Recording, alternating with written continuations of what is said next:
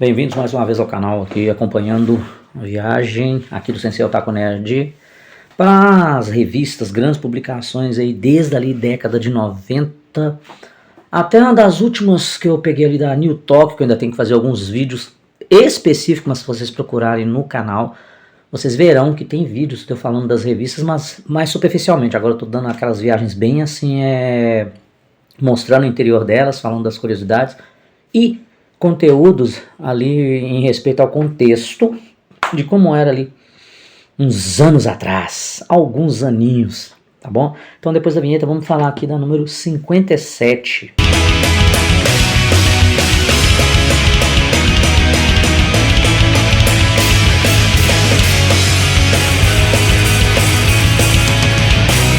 Aqui mostrando então já com as matérias sobre Yu Yu Hakusho, saiba tudo sobre o filme. Esse filme do Yu é muito bom. Aqui dando umas ideias também, umas dicas para os iniciantes como jogar, né, para aprender a jogar o Yu-Gi-Oh! E Cavaleiros do Zodíaco, aqui especificando as 3 primeiras fases para a TV. Fique por dentro da saga de Hades. Vamos lá então. Essa revista foi de um amigo meu, Diogo, aí, ó, grande Diogo, parceiro de muitos anos de evento e grupo firme e forte aí, né, sempre a gente mantém contato. É um dos meus amigos que me presenteou com algumas revistas, dentre elas, olha aí, ó, né, a Anime Do, trazendo aí o que é Shonen. Gente, você sabe o que é Shonen? Bom, muitos significados ficaram rodando durante o fandom, mas o geral realmente era o que era puxado por ser uma coisa assim para garoto, basicamente ali, ó, garoto ou rapaz, enquanto o shoujo era ali no caso garota. Então quando você via algum tipo, era muito popular isso, você via algum tipo de mangá, algum tipo de anime que era mais pro lado shonen, dava-se a ideia que aquilo ali era feito mais para o público masculino, rapaziada, enquanto o shoujo ali para as meninas. Apesar de que Sailor Moon é maravilhoso, Guerreiras Mágicas de Heian maravilhosa e por aí vai, Karekane e tudo mais, né? Ainda mais aqui no nosso país, como é que nós popularizamos de uma outra forma essas expressões, mas cara, era gosto para todo mundo. E aqui fala um pouquinho, né, falando que provavelmente por ser aquele que, apesar de manter a fórmula do grupo heróis que salvam o mundo, é também o gênero que mais sofre mudanças para adequar ao gosto do maior interessado, o fã, o que é verdade. Tá? Geralmente, com uma premissa razoável, os mangás animes do gênero shonen tendem a ter personagens adolescentes, mas do que salvar o dia tem a dura tarefa de prender o fã cada dia mais exigente frente à TV, fazendo com que ele se interesse mais pela série e consuma o maior número possível de subprodutos da mesma. Então aqui fazendo bem uma definição. E em questão de shonen, rapaz, bicho, muitos shonens ali no Japão vendiam igual água através das revistas especializadas, a própria aí, ó, a mais famosa, né, a Shonen Jump. Tinha também a Shonen Sunday, tinha umas outras, né, que eu não lembro o nome aqui de cabeça, mas tudo pegando ali esse tipo de aspecto. Cavaleiros do Zodíaco, relatório das 3 fases da TV, gente. A que foi mais exibida exaustivamente, lógico, né, foi ali a primeira fase, até chegarem ao santuário, ficou reprisando ali por muito tempo, né, e depois deram também seguimento à finalização ali a partir da Casa de Leão, até finalmente o final da saga, quando eles vencem o Saga, ali tomado pelo espírito de Ares, o deus da guerra, finalizando com toda certeza uma das melhores fases de Cavaleiros, que era a saga Santuário ali com os Cavaleiros de Ouro. Mostrando aqui o Ayori, a galera aqui também. Aqui a saga de Asgard, a saga filler que mais foi bem recebida aqui no Brasil de anime, com toda a certeza. A saga de Asgard, pegando ali logo depois do Santuário, nós temos a visita de Shido de Mizar. Aqui parece ser o Bado, mas aqui é o Shido, né? Bem aqui, ó. Quando ele invade o santuário e simplesmente detona com Aldebaran. Detona. Como se fosse um aviso, né? E ele vai atrás da Saori, até mesmo lá na casa de campo dela, onde ela é defendida ali pelo Seiya, pelo Shun, né? Já apresentando ali as novas armaduras recuperadas através do sangue dos Cavaleiros de Ouro e a habilidade incomum, né, e fodástica do Mu, da restauração das armaduras, como ele já fez com as armaduras do Seiya, do Shiryu, e até deles também, antes de adentrarem mais para dentro do santuário. Aqui contando com a grande, não vilã, mas antagonista da vez, a Hilda, de Polaris, a regente ali de Asgard, contando com a ajuda dos seus 7 guerreiros deuses ali, mostrando o Siegfried aqui, o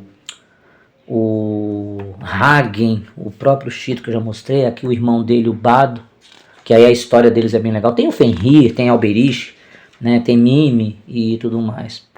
Agora, depois, logo depois, no final, quando eles estão já salvando ali a Hilda do domínio do anel Nibelungus, mostra-se quem realmente também era um grande antagonista que sequestra Saori e leva para o Reino das Águas, que é da categoria aí, da saga Poseidon. Logo de imediato, no último episódio, até mostra o Sorrento de Sirene invadindo em pleno combate lá contra o Siegfried. O Siegfried até luta com ele, perde de uma forma assim, muito até fácil, mas aí vem aquela coisa.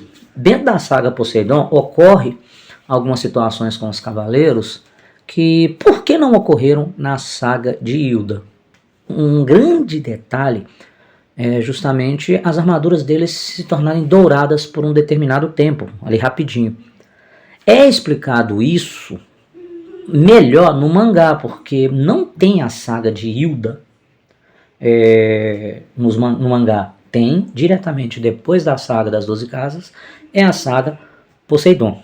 E ali, por exemplo, no início, os cavaleiros eles estão se recuperando em um hospital. E quem estava tomando conta deles lá no hospital era o Aldebaran, que é atacado pelo Sorrento de Sirene. Mas ele foi adaptado, como eu falei para vocês, foi o Shido, pá, que negócio todo. Porque aqui ocorre uns momentos das lutas contra os generais marinas, mostrando aqui o Kasa, o Kenon, o Bian, o Isaac de Kraken.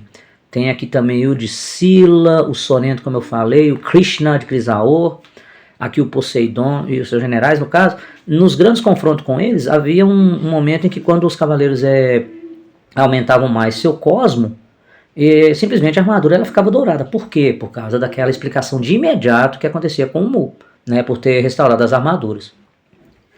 Então, desse tipo de curiosidades, acaba que o fã ali ele ficou meio, principalmente surpreso quando teve o acesso ao mangá.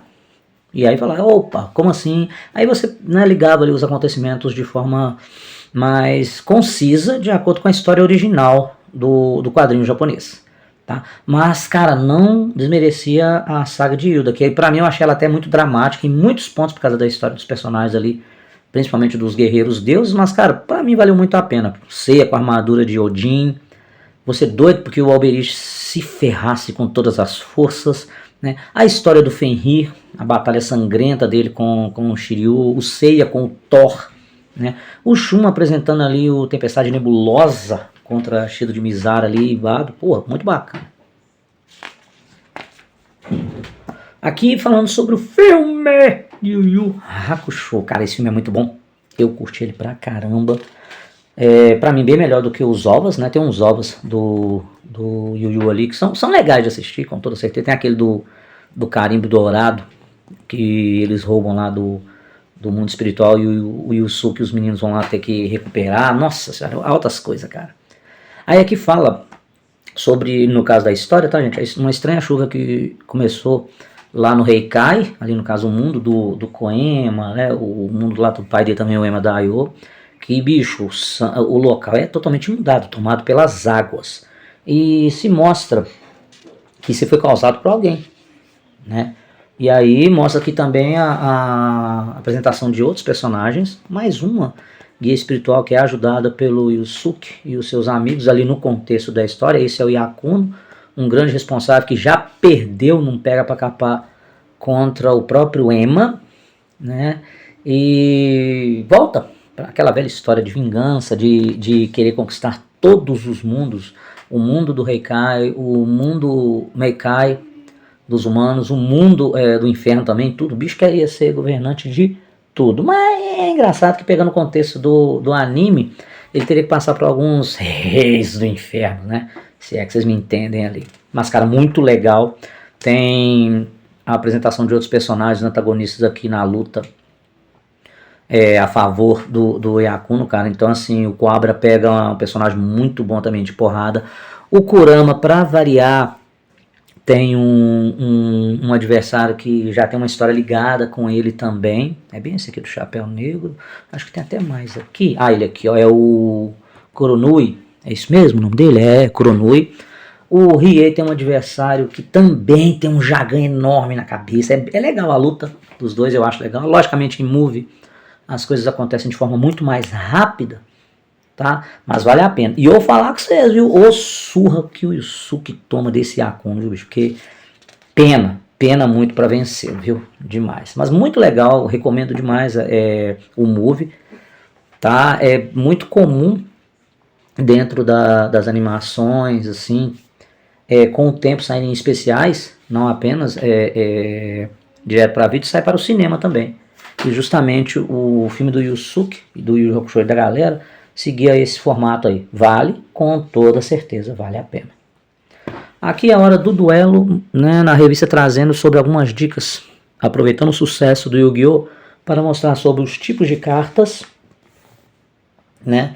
Temos aqui das cartas mais famosas, o Mago Negro, Dragão Branco de Olhos Azuis, aqui na versão em inglês, né? Dark Magician, Blue Eyes White Dragon. E tem outros também, com toda certeza, né, bicho? Ah, o Summoning School, o Rei Caveira, cara. Outra carta também muito famosa. E quando ela junta com um dragão negro de olhos vermelhos, vira o Rei Dragão de Olhos Vermelhos. Acho que o Joey chegou a usar essa carta também. Muito legal. Tá? Aqui mostrando o Mago Negro e a Maga Negra. Tem uma junção também que eu acho legal demais. Tem, acho que é o Mago Negro do Caos ou o Mago do Caos. E tem um Ancião também. Cara, aquelas junções que as cartas, quando mostravam no anime, eram bem legais. Quem sou eu para falar muito do card game? Eu brincava. A galera que eu conheço jogava assim de forma espetacular. Muito mais específica. Aqui algumas cartas armadilhas, né? Aqui mostrando Raio de Esperança. Nossa! Seria buraco negro, né? O Trap Hole, buraco armadilha. O Two-Pronged Attack também, que era muito legal. Era aquele esquema que vocês, dependendo da jogada do seu adversário, alguma coisa assim, acionava os efeitos dessas cartas armadilhas e aí vinha tudo, né, dando ali uma linha de acontecimentos. Tinha também as cartas mágicas, aí, justamente elas aqui, ó, Shield Sword, escudo e a espada, fissura. Tem uma que eu achava legal pra caramba, de uns cilindros, que você vinha com um ataque, você acionava essa carta mágica, esse ataque que vinha pra você, você jogava de volta para o atacante. Eita, bicho, era legal demais. A história do anime eu acho legal. E aqui, agora falando um pouco mais, ainda de Cavaleiros, mas a saga de Hades, que naquele período já estava passando a primeira fase ali, né, que era a invasão para variar do santuário, né, mostrando aqui alguns acontecimentos, tá? Falando aqui sobre a animação, a diferença também, né, dos ovos versus o mangá. Já os ovos são aqueles especiais, tá? Ali no caso da Ares, da Maçã Dourada, do Durval, de Asgard, tinha também Lúcifer e o próprio Abel, que esse Abel até veio aos cinemas aqui, né, cara? Aqui mostrando a Pandora, já aqui na saga de Hades, mostrando o Donko, já apresentado ali, né, o Cavaleiro de Libra, mostrando qual que era a verdadeira forma do mestre ancião. Xion, que foi mestre do Mu. Aqui a galera Shura, Saga e Camus fazendo a exclamação de Atena contra o Shaka, mas em troca também, mais pra frente um pouquinho, tem a outra exclamação de Atena do Miro, do Aioria e do Mu. Exclamação de Atena contra exclamação de Atena. Cara, mais foda que isso era a exclamação do Zodíaco que nossa senhora, esqueci o nome dele, o Cavaleiro de Leão do mangá de Lost Canvas fez, porque o camarada ele tinha a capacidade de copiar e aplicar os golpes dos Cavaleiros de Ouro, mais o dele, Régulos de Leão. E ele tinha a exclamação do Zodíaco. Ah, bicho, aquilo era legal demais. Muito legal. Vocês já leram Lost Canvas, porque isso que eu falei aqui só tem no mangá, não tem no anime. Aqui mostrando o Shiryu com a armadura dele de dragão, bem bacana, né? Aqui mais eles com as armaduras, lembra aquela famosa imagem que já apareceu muito na revista Herói também. Quando nós ouvimos a primeira vez, nós falamos, o que é isso aqui? Bem legal, galera. Aqui a biblioteca básica do anime e mangá, mostrando aqui alguns mangás bem bacanas que já estavam rodando aí ao nosso alcance, tá? Fechando com o Cards Pretty aí de Dragon Ball. Não, Dragon Ball é Dragon Ball Z. Ah, essa aqui do Goku usando o uniforme estilo do Vegeta, do Gohan, a galerinha aqui também, tá? Dragon Ball Z era sempre bacana, né, gente? Fechando aí, então, a número 57, tá? Com essas novidades da Anime Edo, que tava fazendo a cabeça de muita gente também na época. Obrigado por vocês estarem comigo aí, curtindo firme e forte. E até o próximo, galera. Valeu!